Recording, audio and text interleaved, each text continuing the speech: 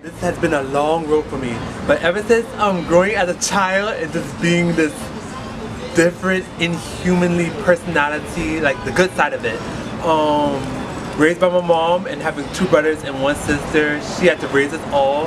I pretty much got that.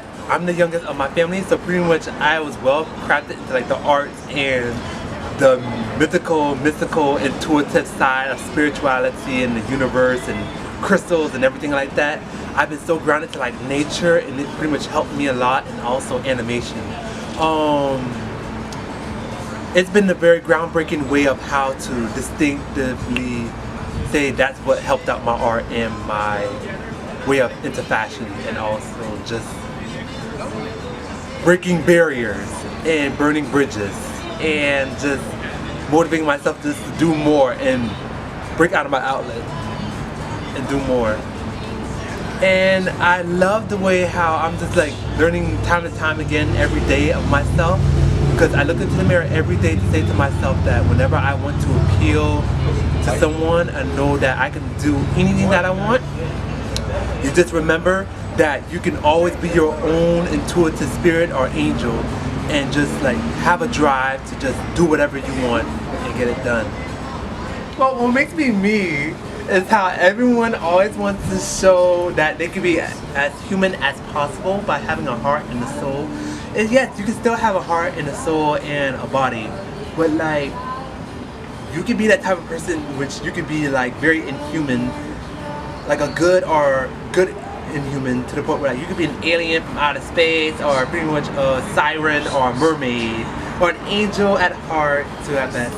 And what makes me different is because I call myself as pretty much a witch or an alien from outer space, because I can see myself being so different from people ever since I've been bullied and just moving from Charleston and having to be put in the school system where pretty much people weren't going to like me as often, and having good people who pretty much picked me up and raised me up to make myself stronger.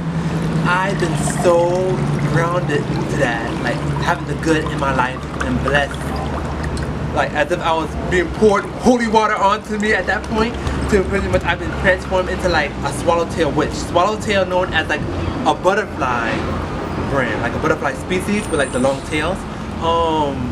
It's like my official Culloden symbol, which is like transformation, grace, and life and death, because they can always be like life and death towards like new or bad things, and they can be brought into like a new always. So it's kind of like an ending to a beginning and a beginning of the end, so on and so on, through experience and process.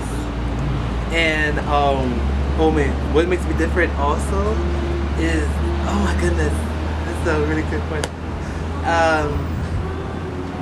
Oh my goodness, being born as a kid with autism, high functioning ADHD, nobody has to ever noted that at all as a kid. They always tell me that, oh, you're just a normal kid, you should be able to go out into the world like everybody else. But there's more to me than that, because like there's like times where like there's certain people like that don't have the appropriate mindsets and that appropriate like intuition to just like go out into the world by themselves and just live out into their own world. And also, my goodness, I've been the luckiest one. I wouldn't say lucky, but blessed and humble and grateful ones. Having to be put up with a lot of negativity and just like overcoming it all. It's been so helpful for me, for like all the people that truly helped me out. Having to overcome my first job, working at someplace that I didn't like, and having to start a new job, which I was so grateful to just work at. I pay the second job that I work at, everyone that I love there, everyone a big thanks, and all my haters and everyone else, you will never get to know the real Michael at all.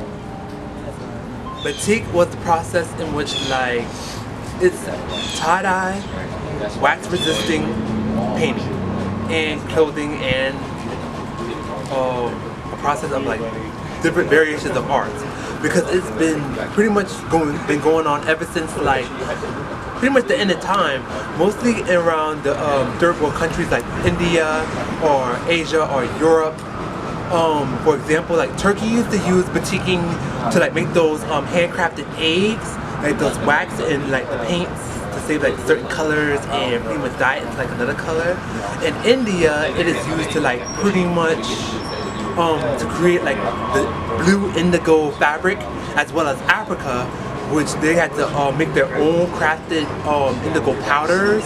And this could be also done with like a lot of plants and bugs and also different herbs also.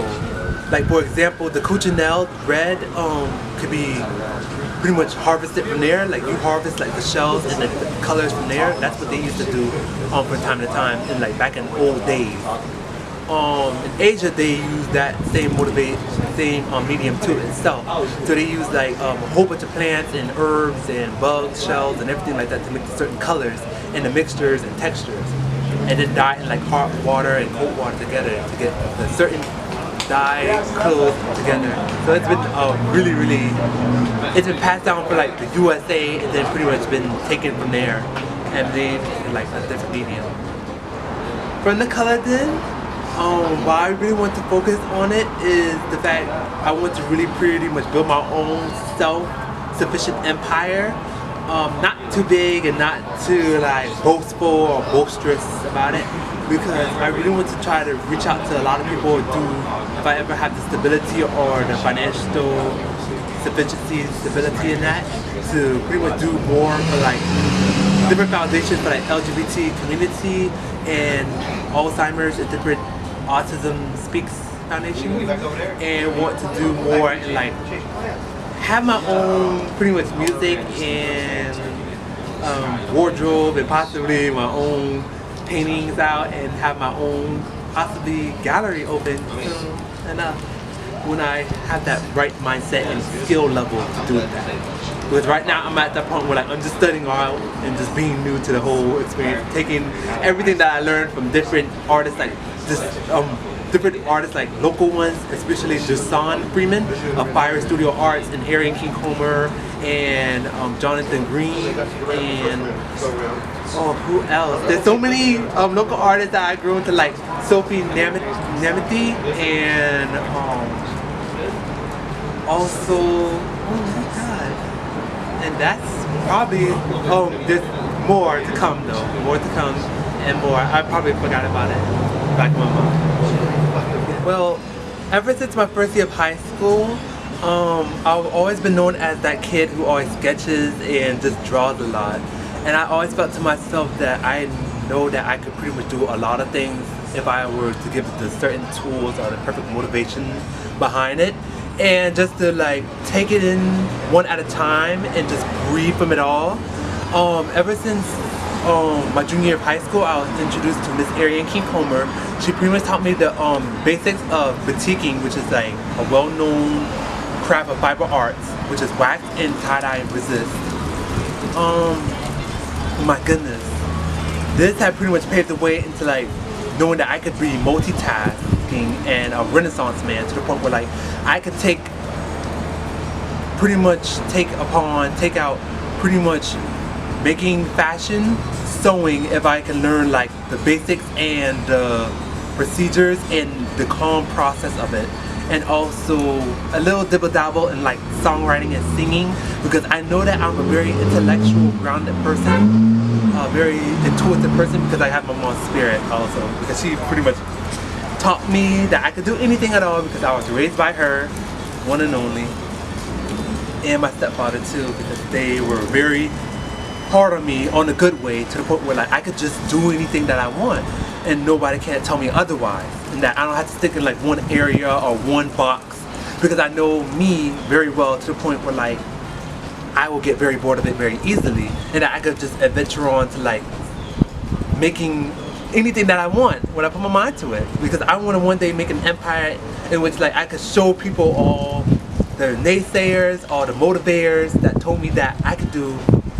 I told you that I could do anything that I want, no matter what y'all told me, no matter how much you pushed me down or kicked me or assaulted me or pretty much battered me to the point where y'all tried to break me numerous times. I'll still do it and still look better, 10 times better, 100.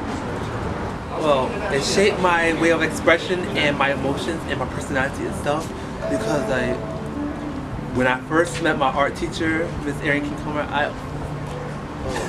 I was at this very dark place in my junior year to the point where like I was assaulted. I was pretty much called F words, cussed out, everything like that. I couldn't be anything at all.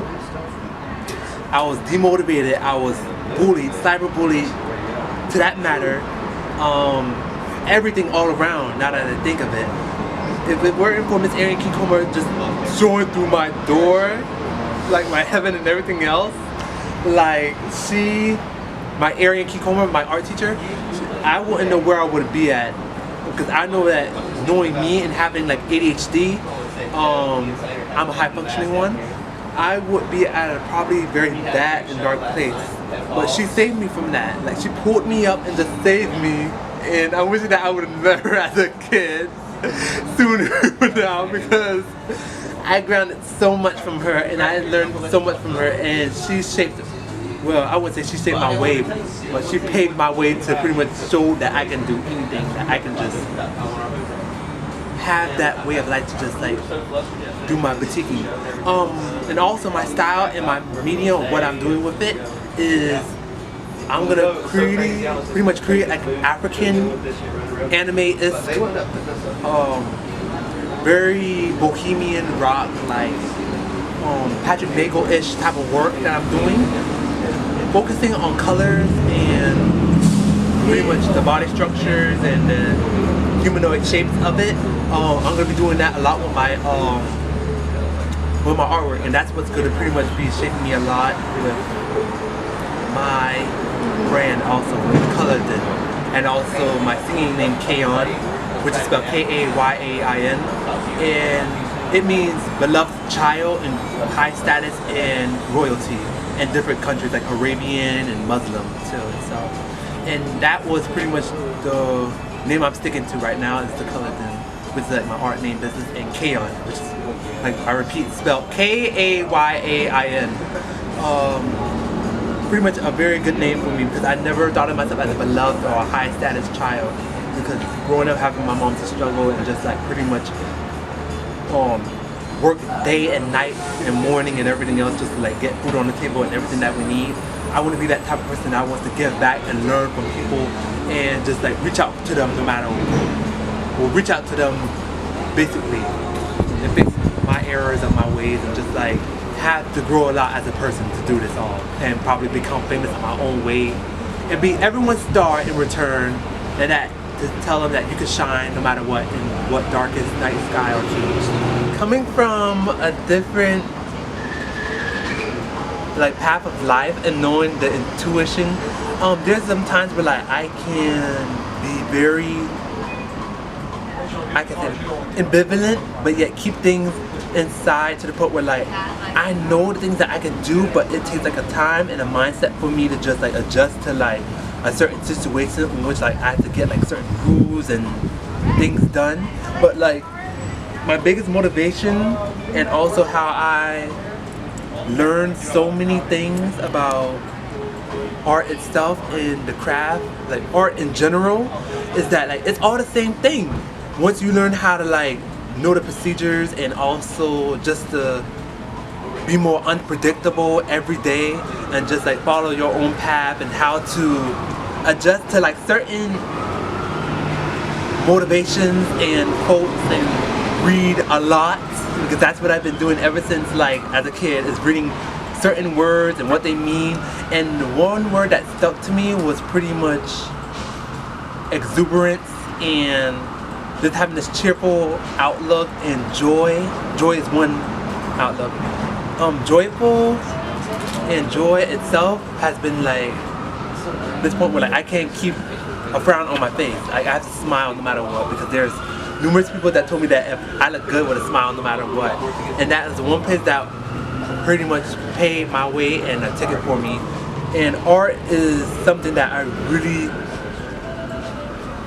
was taking shape from animation, nature, anime, and African art, looking at different African art styles and textures and fashion illustrations, from Sunny Goo to Andy Warhol, and oh man, there's like a whole numerous outlet. Michael Basquiat and also Patrick Nagel.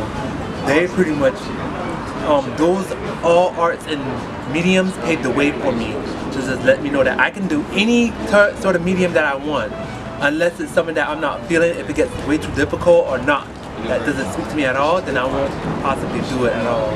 But I'll try to learn from take my time to learn from it when the day or minute goes by. There has been a lot of people in like the African and also African American and Afro-Latino community in which like art can really help people a lot during the darkest times. They're like, we're living in like this state of mind and also this state of life where like Donald Trump and Hillary Clinton are at these petty accusations to the point where like none of it doesn't really matter.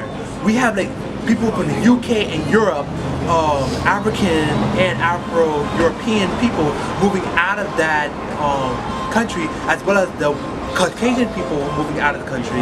Why I'm saying this now today, because we're all being separated to the point where like we don't talk anymore, or just like have been in like the worst, from bad to worst state of mind, to the point where like we're not communicating as like a community or a country. We're not uniting at all. And there are like secret forces, as well as, I'm not saying the Illuminati at all, or the secret triangle or anything like that. It's separating us as people to not think for ourselves at all as people. And we are just at that point where like we're trying to fight back. Our state of mind is showing that we're going to resist it and we're going to fight back no matter what, and we're going to show people that we can put up a fight no matter what, and that this millennium and this generation X is now turning to like a generation Y to Z, and that we're not supposed to be living like this. There's not supposed to be inflation. There's not supposed to be like high prices on anything, job strugglings, or pretty much people that can't get to work or don't have a car, or pretty much living off a paycheck or food stamps or anything like that these days, and having to walk day by day to like schools or in the snow or any type of weather or any type of rainy weather or tornado or anything like that at all. And health issues are being brought about because I know there are a lot of people who have been dying from stress, diabetes, and just, that's been pretty much been a lot that's been dealing with the African American community, and also Afro-Latino and Afro-European people.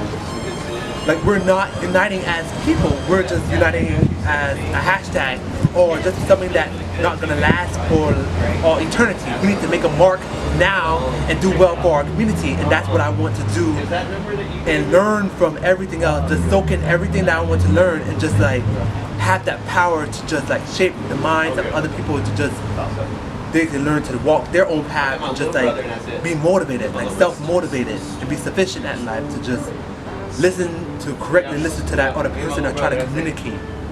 Grab a hand, take a hand, or hug them, or talk to them, say I love you, say that you'll be there for them no matter what, even though they have to go through their own path of life. That we have to unite as people. And that we have to just be motivated, and motivated 10 times more, because we're not supposed to live in a generation where like Hillary Clinton and Donald Trump are making a mess of things. And they're making their best of things, like Bernie Sanders, for example. He's been doing so much for our community to the point where like we can be very united as people also. I'm not good at presidential elections, so that's why I'm speaking from this from all, because I watch the news from like time to time.